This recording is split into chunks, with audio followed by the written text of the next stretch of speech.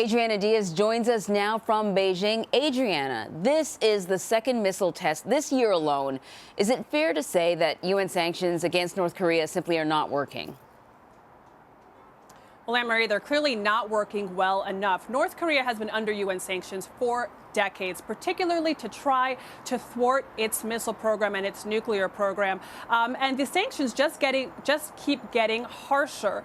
Right now, there are bans in terms of what North Korea can import from other countries, wide-ranging sanctions, particularly from China. Now, North Korea and China do the most trade.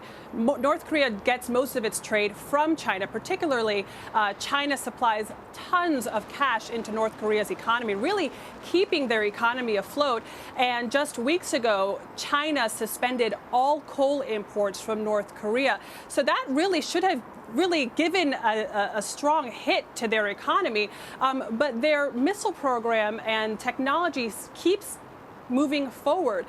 Recently, the UN released a report saying that North Korea is skirting those sanctions by getting arms and technology information from other countries, particularly at least half a dozen countries in Africa.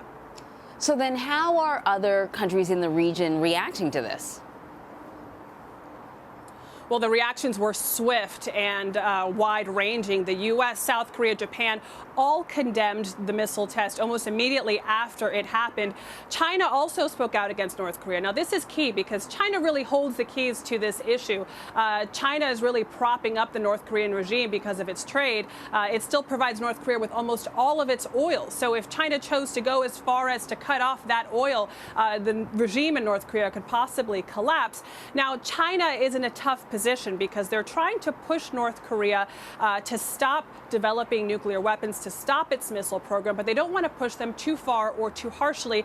And they really find themselves in the middle of a conflict that they feel is between North Korea and the U.S. and South Korea, and they should not be stuck in the middle of. So they're being very diplomatic. They're being very neutral. Today, the foreign ministry spokesperson said that they condemned the missile attack, but they also pointed out the fact that the joint military sessions that are going on right now between the South Korean military and the U.S. military are a provocation to North Korea. So China is basically saying, North Korea, you shouldn't be doing this, but hey, there's plenty of blame to go around. And they reiterated that they want to try to diffuse tensions to keep stability here.